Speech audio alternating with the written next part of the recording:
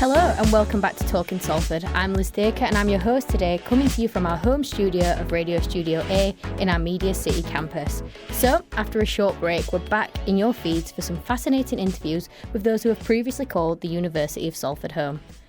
I think we should just jump straight into things today and kick things off by welcoming today's guest, Conor Gilmore. Hello, Conor.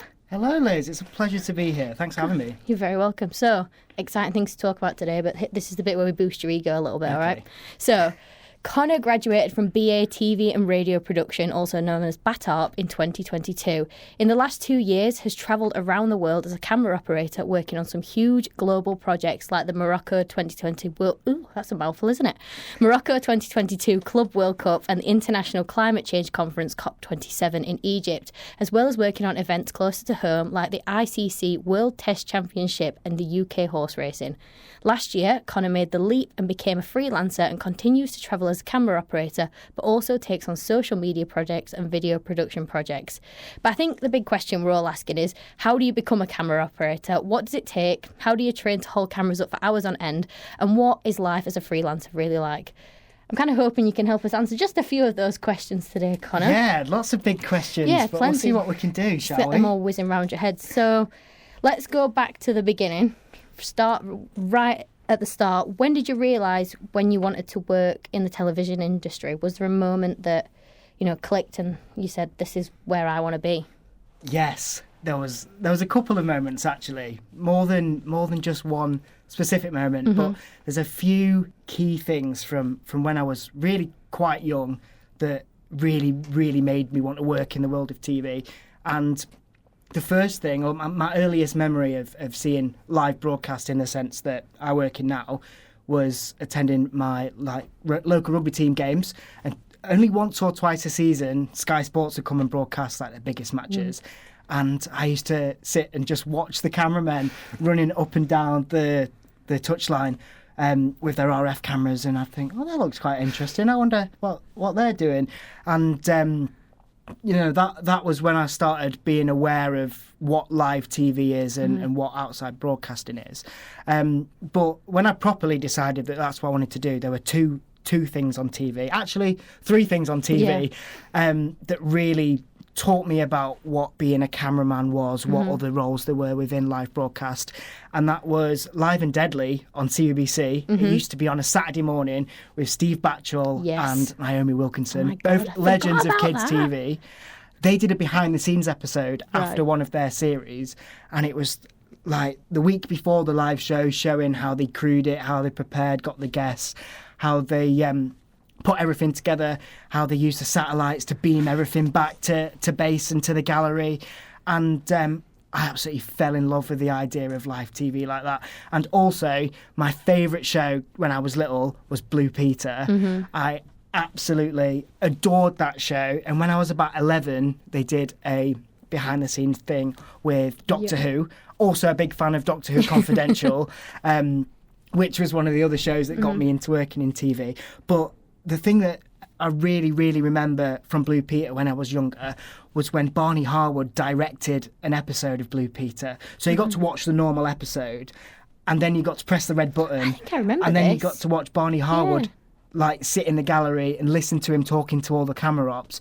And I was like, wow, this is amazing. I never realised so much went into making a show. And it was a show I really loved, and it's a show that I studied as part of my degree in my final project. It is a show based on Blue Peter, and I got a few Blue Peter badges as well. Cool. I've actually brought one. Nice. I told you I brought a prop. That was your prop, yeah. It's my prized possession, my Blue Peter badge. And I got this when I was 11 years old for just a very small little project that I sent in on an email.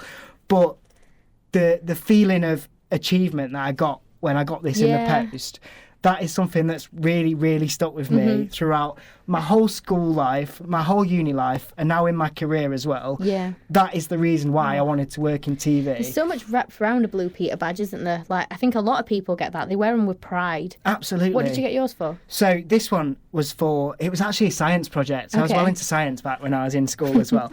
On the other side of being interested in TV. Yeah. But I made a little presentation and sent that in. I've also got a silver badge that I did some stop motion animation for. I've also got a sports badge, and I've also got a purple badge, which you get for reviewing a show as well. So I've got quite the collection. But the original, the blue one, was the first one I got and the most important to me, just because of what it symbolised. Yeah. And I just think Blue Peter taught me how to go out and follow what I'm interested in and learn more. And it taught me that I can achieve something, which sounds really cringy. Yeah.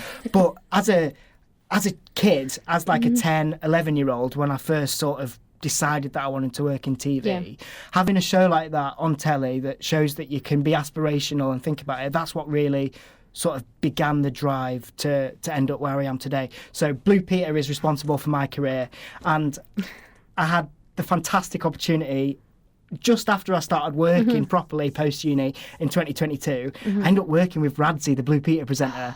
Cool. And I got to say to him, I was like, you know, you're a bit past my time, because he came in like 2014, 15, just when I was getting a bit too old for Blue Peter. Yeah. But he, of course, worked with Barney Harwood. And I was like, tell Barney, thanks so much for directing that episode. And he supposedly told Barney. I don't know, because I've never met Barney Harwood. Just pretend either way. But we can hope that Barney knows how much that Blue Peter challenge for him influenced my life. And, you know, following that, I went and like learnt as much as I could about TV, followed my interests. I was lucky that the TV museum in Bradford is like an hour away from where I'm from in Donny. So my dad used to take me there every, like maybe once or twice a year. There used to be like a mock studio where you could stand behind a PED camera, and it's exactly the sort of stuff I ended up doing properly at uni in studio. But like that really, really fired a passion in me. And I'm ever so lucky that now I get to do my dream job, and it's just brilliant. It's so good. I love it. I mean, so you've got this plan, right? You want to work in TV, and you've clearly had it from quite a young age, been very passionate about more so the behind the scenes as well than anything. How did you end up at Salford? What was your like journey to working out, you know, this is the course for me, this is the place I want to be? Yeah, it's a difficult question, that, because I knew from age 11 that I wanted to come to Salford. When MediaCity opened in 2011, when it was all brand new and the BBC were moving up here, Blue Peter came up here, moved to HQ. I think they were in HQ6. That's how good I know. I know how good. HQ6 or HQ7, which are upstairs in Dock 10. This is how much of a nerd I am for Blue Peter. This is hardcore, yeah. They moved into there, and at the same time, sometime around 2011, 2012, I learned that there was a TV production course at Salford, at MediaCity. And that was just, from that point, I decided this is the course for me. Obviously, it took a few years for me to get there, but I made sure that I wanted to do a media GCSE, made sure I did that. Had a little bit of trouble at A-level because there was nowhere in Doncaster that offered a media A-level. So I ended up doing photography and lots of sort of extracurricular stuff to try and get me on the course. I also had some very supportive teachers throughout my whole school life because they knew that I wanted to do that. But yeah, when I was in sixth form, I then had the opportunity to come to Salford for an open day. Yeah. I applied for a couple of other unions as well, but the day I came to Salford, it was the first open day I came to. I knew straight away, being here, that this is what I want to do. Yeah. And this is not only what I imagined, but it's exceeding what I thought it would be. And the facilities, the opportunities here, and just the location, being close to so many big companies, it's just the right place to be. It's where I felt like I belonged for studying, at least. So yeah, it was quite an easy decision for me to make. I think here as well, being on the doorstep of this programme that you've hold so dearly and you've grown up watching, sure, that's got to be the big motivation behind it as why you want to strive and do well. Absolutely. I mean, I remember back in, it must have been 2013 or 2014, I came to MediaCity for the very first time, and like being able to walk around the Blue Peter garden and realising that unlike a TV centre where it was before, where it was closed off, you can actually walk around, see the signs and look and go, oh, that was on telly last week. Yeah. Oh, I've seen that. And then we looked in the building and there's the TARDIS there and there's, bits of Coronation Street memorabilia out. The countdown clock. There's the countdown clock. And at the time as well, there was the chair from The Voice. And this was during like Series 1, Series 2 of The Voice when it was still on the BBC. And I got to sit in a chair from The Voice.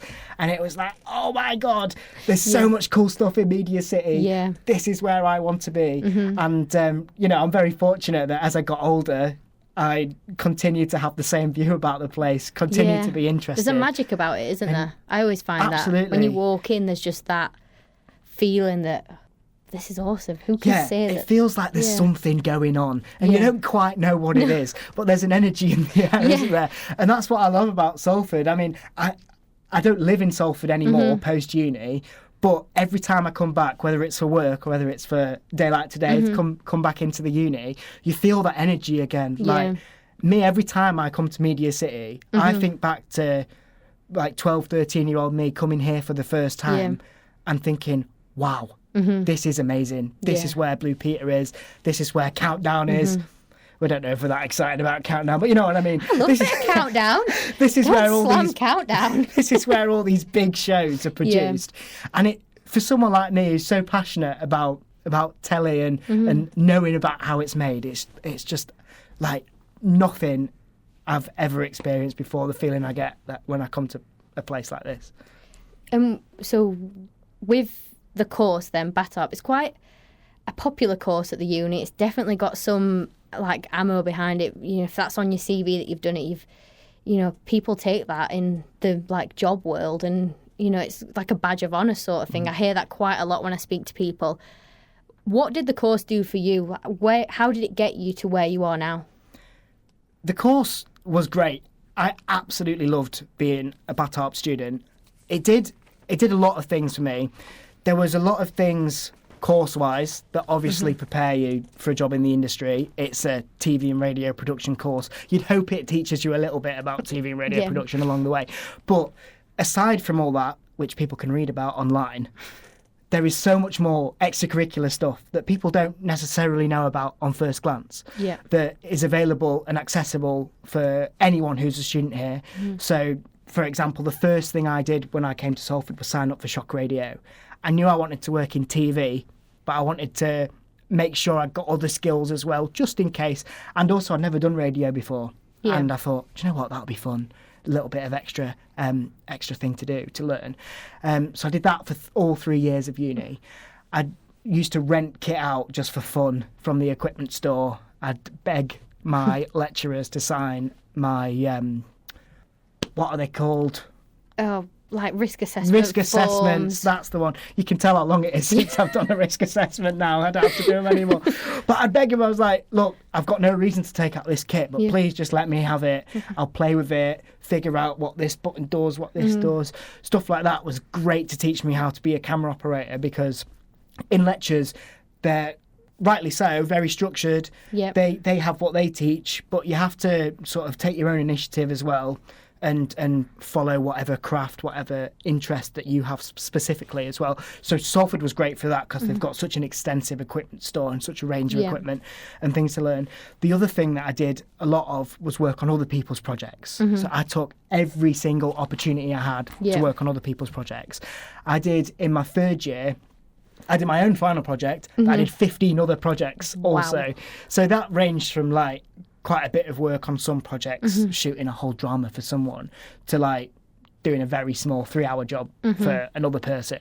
But it gave me so much scope across all the different roles within their various productions. So they were mostly studio shows, but it meant I got to practice being a vision mixer, directing, floor managing, all these sort of things we touched on in lectures.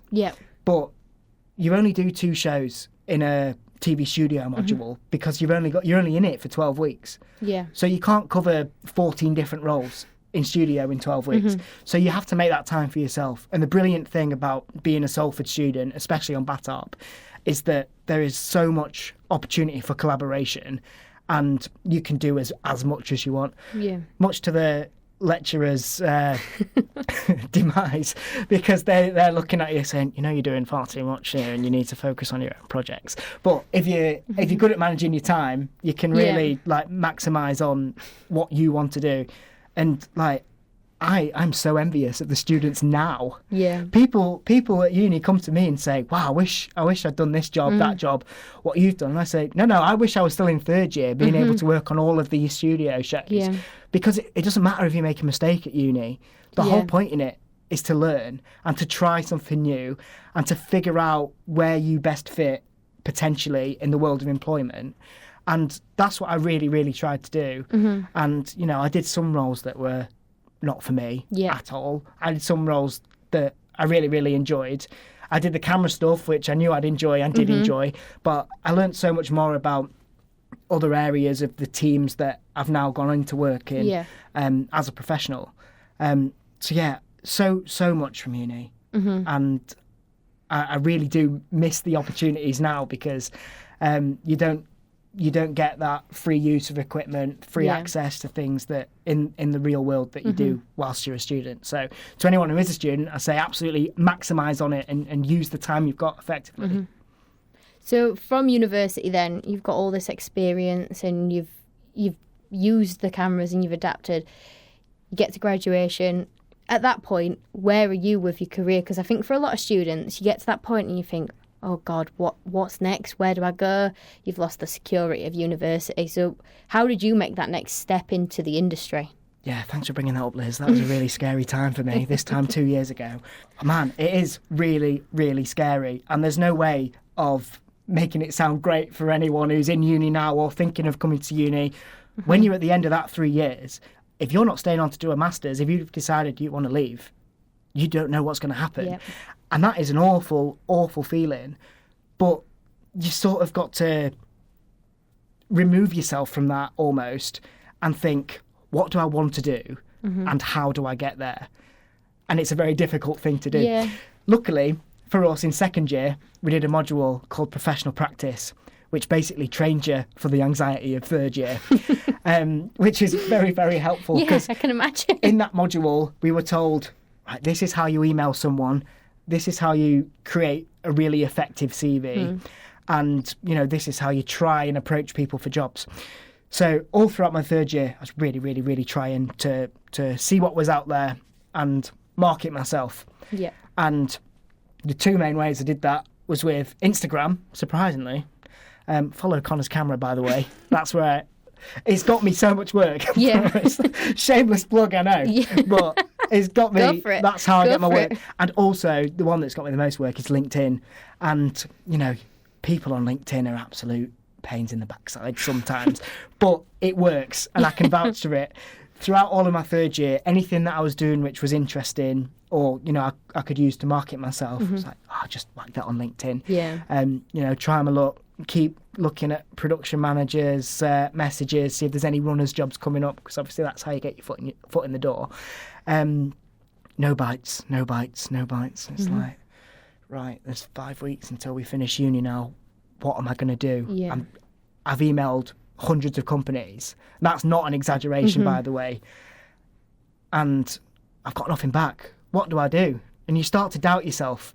But you've got to keep going. There's people who do doubt themselves and slow down because that's a natural thing to do. If something's not working, you change it. But in this case, if something's not working, you have to double down and keep trying because you've got no other choice. If you want to make it, you have to do it. So I kept trying. And eventually, I made a post about doing some RF camera work for Varsity, which was between Salford and Chester, as I'm sure you know. And it was in Chester in 2022. And I covered with Keys TV the basketball match, which was like the final of the whole day. And posted that on LinkedIn. No bites. Until a week later, I got a message from a guy for a company called Tell. And he said, oh, it looks cool, the stuff you were doing for your Varsity.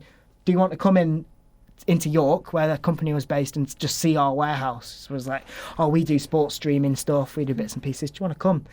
And the guy I did the Varsity match with, Matty Robinson, he came with me. We both got invited. And we just had a day looking around the warehouse. What we didn't know is that was sort of them sussing us out almost. And as a result of that, we got asked to do the British Diving Championships. Yeah. Matty, he's gone on to do amazing stuff. He didn't do this job. Unfortunately, he was busy. But I got to do it, and I camera upped on it, which was crewing for a company called GBE, who are a massive international company. And that was my first sort of post-uni job. And I was like, well, this is quite nice. But it was just 4 days. Yeah. Like, well, it's a start. Had a great time on that. At the same time, I got an opportunity to go and do an interview for QVC, the shopping channel in London, which was completely out of the blue as well. Yeah. That was through LinkedIn also. Did that interview, finished it, thought nothing of it. Finished that interview and I thought nothing of it. So then I was at this diving job and I got a message from QVC saying, we want to offer you the job as a studio coordinator for the shopping channel. I'm thinking, right, okay, I've got a job, I can breathe. The same day, Tell offered me a contract for cricket. So I'm thinking, wow, months and months and months of anxiety and worry, thinking I'm going to have to stay working at Sainsbury's, which I really didn't want to do. It was a good job, don't get me wrong, but I didn't want to stay in it. I wanted to work in TV. Yeah. And I ended up having this choice. Do I move to London and take this studio job? Or do I take this 3-month contract, which may turn into a bigger job, and do cricket over the summer? And then also, on the same day, just a strange coincidence, this was also the same day that the BBC announced that CBBC was going to close in 2025. Yeah. Now, with my love of Blue Peter, I obviously really, really wanted to work in CBBC linear TV. That was one of the things. And I was like, oh, great, yeah, that's going to close. Now I've left uni. Yep. Perfect. So I ended up taking the cricket job through many reasons, but that was something that influenced it, thinking the world of studio TV and linear television is changing. I need to ring fence my career almost. So I made a decision there that I wanted to move into the cricket for a start. It's then snowballed, being that I now work almost exclusively in sport and outside broadcasting, events and stuff like that. But that was a big decision post-uni, and that is really... That was the point that started everything that has come from that. There's always going to be sport. There's always going to be sports. Exactly. So you're probably always going to have a job. There is always going to be sport. The world of TV is a scary place. Yeah. With commissioning and lack of, and budget cuts and things like that. Hopefully there'll always be sport. Who knows what's going to happen in the next 10, 20, 30 years. Fingers crossed. But, we hope so. So I've ended up in sport. So after my cricket season, Tell then offered me, or they retained me as a employee, and I ended up doing some fantastic projects for them. But also, whilst I was working there, I was almost like a trainee at the same time. So I was half working, half doing bits and pieces in their warehouse, but also getting the opportunity to learn other bits that I didn't quite cover in uni. Things like the basics of vision engineering and how to plug a fibre cable in here, because they don't teach you that sort of stuff at uni, because it's not quite what the course is. But that was great. I was doing that. As you said, I ended up doing COP27. That was whilst I was employed with them. That was in Egypt. Fantastic job. Very interesting. Yeah. Very hard work. I remember doing a story with you on this, because you and a big group went, didn't you? Yeah, there was about 4 or 5 of us. So that's, again, a good thing about uni is that you create so many connections. And, so Tell was sending out crew for it. I was going as staff, and they said, do you know anyone else? I was like, well, yeah, here's a big list of names from uni. So I ended up getting 4 or 5 other people work abroad. They ended up getting paid more than me, which was a bit annoying, because I was staff and they were freelance. Take commission off them. Well, I should have done. You should have done the reverse. But yeah, I ended up going to that in Egypt, which was really good fun. And then doing lots of other smaller jobs as well, because they were like agency crew almost for other companies that Tell would send me on to do. So I did things like the Rugby League World Cup, and then in February 2023, February after I graduated, still employed, I found out they were sending me to Morocco for the Club World Cup. They got a contract to provide crew and equipment and some other technical bits for the company that were doing the big screens in Morocco for this FIFA tournament. Massive job. Yep. I was so excited. When the news came through, I was like, wow, I've really done something cool here. I've made it, almost. And then I was on the train down to London to fly out to Morocco, and I get this really strange email from the boss, and it's like, we need to do a meeting on Tuesday to discuss your future at the company. And I'm like, oh, don't really know what that means. But I could read between the lines, and I was going to lose my job. So I was on my way to the biggest job I've ever done, and like my excitement was through the roof. Yeah, as it would and be. And then, as I'm on my way, I found out the most devastating news that I was in what was the perfect job for me post-uni, and I was going to lose that. And it knocked me for six. Yeah. It really, really knocked me back. So much so that when I got off the train at King's Cross to then connect out to the airport, I left my bag on the train. Oh, no. So I was nearly in the tube and I went, oh, no, I've got to run back. Oh, I had to run back to the train. Did you get your my bag? Yeah, Oh, I got God. it. Man, it would have been even worse if I got my bag. That'd have been an awful But day. I left it on the train because it had like shocked me so much because I wasn't expecting to be made redundant. So that sort of affected that job. I still, like, work-wise, worked as normal, but obviously my mood was really affected and I was filled with dread and worry about having no job when I came back. Yeah. And then I had another decision to make. Do I try and get another job with someone else? Do I try and move companies? Do I move into a trainee role and do that for 2 years before they let me properly operate a camera? Yeah. Or do I use what I've got, try and push myself and go freelance a little bit earlier than planned? See, that can't be a decision you've come to lightly. No. Because it can't be at all. Because there's so much that goes into being a freelancer. It's massive in the media industry as a whole. But it is a job that so many people end up doing because that's how you get work. So how did you decide on that? What was the deciding factor? And how do you maintain a life as a freelancer? Because it can't be the most stable career at times. Yeah, you do it with great difficulty. And I learned that very, very quickly. The decision was not taken lightly at all. Yeah. It was something that I really had to think about.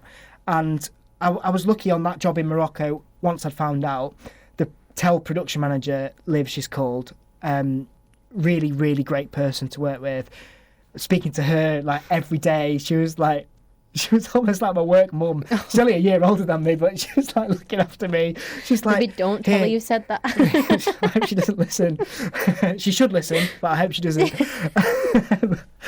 But it was nice to have her on that job because I could use her as a voicing board for just thinking about what I'm going to do. And she sort of said to me, you know people now. You've done this, you've done this, you've done this. You've got enough experience to be able to market yourself as a freelancer. You're not someone who's post-uni anymore. You've got a little bit extra. I've got 9 months work, 9 months straight of work experience post-uni. I've got more on the CV than other people. Go and market yourself. You should really consider going freelance. And that's what I did. So I took a bit of time off, having concluded my time as staff at Tel. I went back to Northern Ireland where my dad is. Yep. Spent a week there solidly working on marketing myself, emailing people, using contacts that I'd met whilst I was staff at Tel, and just trying to get work. Yeah. I also tried to keep Tel happy, so they keep giving me freelance jobs, which, in their defence, it was not a nice thing to be made redundant, but they have been brilliant with giving me work as a freelancer, and long may it last, because they're a great company to work for with some really great people there. But I had to I had no choice but Yeah. to put the effort in. And it goes back to what I was saying about finishing uni. You can become a recluse and Yeah. stop and sort of fill your time with self-pity. Yeah. Or you can sort of try and put that to one side and put the effort in Yeah. and really go for it as much as you feel like you need to stop and sort of like have a bit Yeah. of a cry and worry. No, I get that. I think when you've got those skills, I think they're getting that border between feeling like you're a postgrad and not feeling like you're a postgrad is a very fine line. I feel like you'll feel like it forever if you don't make the jump. But then, obviously, you were still getting training and bits and taking in all that stuff from Tel. What is involved in the training side of it? Because these are big cameras that you're like carrying around. They're not something that they're not your standard camera that you see about every day. How do you, like, what do you have to go through to be able to go for it? Make it sound really trying and like, Yeah. but what skills do you need to be able to do that? And where did you get them from is probably a better question. Yeah, do you know what? That's actually probably the most difficult question you can ask me I've because just thrown it at you. I've always had an affinity to cameras. Yeah.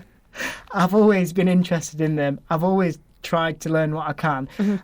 I don't remember ever like sitting down and reading an instruction manual, but on jobs where I've perhaps not been a camera operator but been around camera operators or around cameras, I've always been like, what does that do? How Yeah. do you do this? Like, what actually is a lens? Yeah. Like, why is it this? Why is it that? I've always tried to ask questions, but also once you learn the basics as a camera operator, Yeah. it's quite easy to be fluid across different cameras and sort of adapt. And, you know, people in the industry, generally speaking, really want to help you. And if you're up front with a company, say, I've been employed by production companies and I've turned up and they've got cameras that I've never worked with before. And you've just got to be confident in saying, oh, I'm not actually too familiar with this one. Could you just show me where the on switch is? Yeah. Which you're like, you really shouldn't be asking that, should you? It's not a great question to ask. But if you say, like, I know what I'm doing, but if you just taught me over this, could you just explain that? And that's how you learn, really. It's, as I say, it's quite a difficult question to give you a straight answer for. Like, It's on the job. How did I learn to do it? But yeah, you do it on the job. Yeah. Like, one of the main things I do at the minute is horse racing. That's one of my regular bread and butter work. That I do for Race Tech, who are great to work for. I usually do the Pres camera, which is RF on the shoulder. Yeah. So I've got plenty of practice doing that. But a few weeks ago, I got to do like a training day on one of the race cameras, which it obviously works very differently because it's on sticks, so it's on a ped, Yeah. and it's not on your shoulder. The controls work in a different way, but you just got to sort of throw yourself into it, make sure you ask questions, make sure you're honest with the person who's sort of teaching you or, watching over your shoulder, and say, just want to check, this is what I know, is it the same on this camera, do you do it this way, what is the procedure for this, that and the other. And the scary thing about that in particular was that my first time practicing on a race camera, I was live on Sky Sports. Because you can't ask the horses to go and do a practice lap just for you. I guess not. I had the director in my ear being like, right, camera 4, coming to you next. I'm like, trying to keep my hands steady on the camera, literally shaking. It was on top of a scaffold as well. This was at Bangor in North Wales. Right, okay. So, it's probably on like over 1,000 pubs over the country. In Mulligan's, don't know if in anyone's Deansgate, actually watching it, but it's on in the background in plenty of places. If I mess it up, I'll not only jeopardise my opportunities for doing race cameras in future, but I'll probably get less jobs on press cam, which is what I'm actually good at. Luckily, it went fine. It's good to know. It's having the confidence in yourself and the confidence in your own skills that you know that you're able to adapt. And there's been instances where I've not known stuff and it's like, I really should know this, but I'm just going to ask to make sure I'm doing the right thing. Yeah. And especially if it's a big job, if you don't know what you're doing or if you need clarification, it's so much better to ask than to do it wrong. It's got to be a huge part of your job being around people as well. I mean, as a freelancer, networking is so important. So important, building them connections. How does that help you, like networking at Tel while you're at uni? how has that got on to help you now? You've kind of got to do it all yourself. Yeah, well, almost every single job I've got as a freelancer, bar the first couple that I did through my really intense emailing when I was becoming freelance. Nearly every job following that I've got through my network or knowing someone, asking people recommending me. I've just hopefully been offered another big 4-week contract abroad for something coming up that I've only been asked to do because someone knows that I've worked on that sport domestically. Now they're crewing for an international thing. They'll be like, oh, we know someone who does that. I'll ask him because I've worked with them before. So it's hard work to get an initial start in any part of the broadcast, TV, film industry. It's very difficult to get in. But once you are in, if you make the effort to make the connections, make yourself known to people, ask the right sort of questions at the right time, people will remember you, and hopefully you'll do a good enough job to get asked back. So it's always lovely working for the same company many times, because I was going to ask you for advice for like students next, but I feel like you've covered it quite well, to be honest. Yeah, well, that is all I can advise. Like, it's so difficult to tell people how to get in the first place, because I'm sure you'll know, and the listeners of the podcast will know, that everyone says different ways to get in. Everyone has come into their industry, in their field, through a different route. Everyone's slightly different. You've just got to be confident in your own skill set and be able to talk to people and market yourself in your way. And once you're in, you've then got to maintain that. And it does snowball. It's so difficult to say to someone, if you do this, this and this, you'll get a job, because that's just not how the industry works. But you've just got to keep at it. It's that main mentality of don't stop, don't back down. If you want something, you've got to try and do it. The other side of that is that it becomes really mentally exhausting if you don't learn to pace yourself properly, which is an issue for a lot of freelancers. But it's striking a balance. It's really difficult, but you really do reap the rewards for the work that you put in. That's great advice there, Conor. Well done. There has been some good all the way through, so you're all right. Now, to finish off, we do a little thing where we get people to do like hot takes, so they're quick fire answers. And yeah, I tried to make them not too difficult and shock you straight away. But can you tell me the favourite event you've worked on? My favourite event? Yeah, your favourite event. That was in January. I did 5.5 weeks in Qatar for the Asian Cup football. Nice. And it was completely strange. It was so different to any job I've done.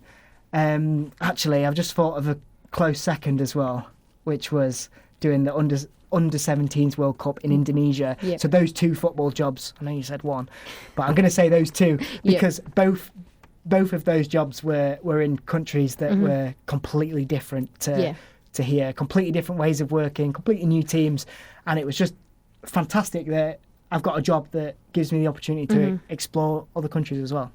Well, this kind of like leads on to, what's your favourite country that you've visited for work? Oh, Indonesia. Indonesia. Definitely. Cool. Where I was based in Indonesia, I was based at a single stadium for the U17 World Cup. It's called Bandung, and no tourist would go there. Like for any reason. It's like coming to my hometown, Doncaster, for a holiday. Why would you? Yeah, in fairness. So I had very limited days off. But on my days off, I'd just go exploring. And it was fantastic. It was like in the middle of the Indonesian jungle.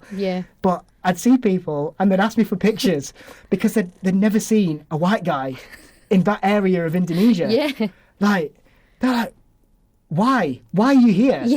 Also, can I have a picture to prove that you were here? And like on one day, I had a picture of 15 different people. It was the most crazy experience ever. But I would have never have gone to Indonesia if it wasn't for work. And yeah, that was completely unreal. So strange. I got them to push my flight back at the end of the job as well. So I had an extra week and a half to sort of do some travelling and explore. Nice. So that's definitely positive. But yeah, really mad. And then the last one is, what would be your ultimate event to work on in the future? I suppose this could be a show as well, because you spoke a lot about children's TV, but event, show, what would the dream be? So the dream show, you could probably guess. I'm gonna have a guess. Is it Blue Peter? Correct. Oh, absolutely. Go me. I listen. Now, we don't know what's going to happen with Blue Peter in the next few years because it's currently up for tender, which means that external companies instead of the BBC studios could produce it. So it could change a lot. But it's still top of my bucket list. I'd love to do it, and it'd give me a sense of full-circledness. There's probably a better way to put that. But I know what you mean. It makes sense. It feels very full circle. Full-circledness. Finally working on the show that really made me want to work in the industry in the first place. But also, in terms of live broadcasting, what I'm more likely to end up doing, I'd love to do an Olympics. Oh, yeah. It's my absolute dream. Brill. I have applied for a few things for this year. I don't fancy my chances so soon. Fingers crossed. Maybe in 4 years in LA. That'd be fun, wouldn't it? That'd be cool. Ooh, exciting. But, Blue Peter, definitely top of the list. But in the world of live broadcasting, the Olympics is the absolute pinnacle of live sport, isn't it? So I'd love to do that. Well, that's brilliant. Thank you, Conor. You've answered all my questions. You've given loads of brilliant advice. Have you enjoyed it? I've loved it. You know, it's so nice to sort of take a retrospective look at the last couple of years. And I was saying to you before we started recording that, like, wow, I've actually done quite a few different things. Yeah. And I just wish I could send a message to my 11-year-old self and say, look, this is what you're going to do. You're going to go and have this fantastic experience at university. And then after it, you're going to go and do these amazing things that you can't even dream about. So it's really nice to talk about it. And I hope that some of the advice is worthwhile, and I hope it helps other people out. No, thank you. I'd just like to say thank you all for tuning in to this episode of Talking Salford. You can find us on our YouTube channel and wherever you listen to your podcast. Goodbye.